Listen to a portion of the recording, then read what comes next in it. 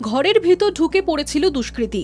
ছেলের ঘরের সামনে তাকে দেখেই ঝাঁপিয়ে পড়েন সাইফ আলী খান, আর তখনই ধারালো অস্ত্র দিয়ে কোপায় দুষ্কৃতী। অল্পের জন্য বাঁচল শিরদাঁড়া।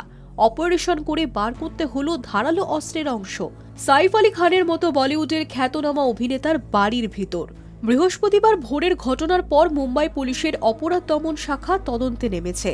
মোট 7টি দল অভিযুক্তের খোঁজ চালাচ্ছে। প্রাথমিকভাবে পুলিশ জানিয়েছিল, বাড়ির সমস্ত সিসি ক্যামেরার ফুটেজ খতিয়ে দেখে তারা বুঝেছেন ঘটনার প্রায় ঘন্টা দুয়েক আগে পর্যন্ত সন্দেহভাজন কোনো ব্যক্তি বাইরে থেকে ওই আবাসনে প্রবেশ করেনি। কিন্তু ঘটনার পর সন্দেহভাজনের পালিয়ে যাবার ফুটেজ পাওয়া গিয়েছে বলে দাবি। এরই মধ্যে প্রকাশ করা হয়েছে সাইফের বাড়ির পিছনে সিঁড়ির সিসিটিভি ফুটেজ, যেখানে স্পষ্ট দেখা গিয়েছে এক ব্যক্তির মুখ। কিন্তু 24 ঘন্টা পরও অধরা দুষ্কৃতী। গোটা ঘটনায় উঠে এসেছে বেশ কিছু প্রশ্ন।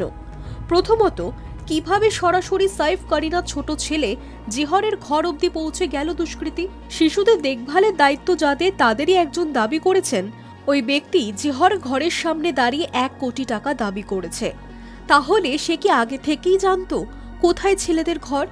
বিনা বাধায় সেই ঘর অবধি কি করে পৌঁছে গেল দুষ্কৃতী? দ্বিতীয়ত, দুষ্কৃতী বাড়ির ভিতর ঢুকে পড়ল অথচ তার সিসিটিভি ক্যামেরায় ধরা পড়ল না। কিভাবে বাড়ির নিচে থাকা প্রহরা এড়িয়ে গেল সে? কোনো নিরাপত্তা রক্ষীও কি দেখতে পেলেন না? প্রশ্ন করলেন না কেন এবং কোথায় যাবেন?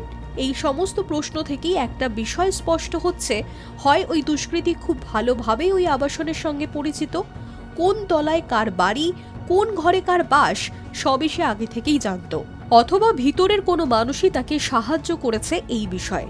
আবার এমনও হতে পারে ওই ব্যক্তির যাতায়াত ছিল আবাসনে। সেক্ষেত্রে উঠে এসেছে সাইফের ফ্ল্যাটের মাঝে রক্ষণাবেক্ষণের দায়িত্বে থাকা কর্মীদের প্রসঙ্গ। তারা তো সমস্ত ঘর সম্পর্কেই ওয়াকিবহল। মুম্বাই পুলিশের ডেপুটি কমিশনার দীক্ষিত গেদাম আগেই জানিয়েছিলেন চুরির উদ্দেশ্যেই ওই বাড়িতে দুষ্কৃতী ঢুকেছিল। যদিও ইতিমধ্যেই সমাজ মাধ্যমে স্বয়ং করিনা কাপুর খান আবেদন জানিয়েছেন অযথা জল্পনা না বাড়াতে। Hi news network.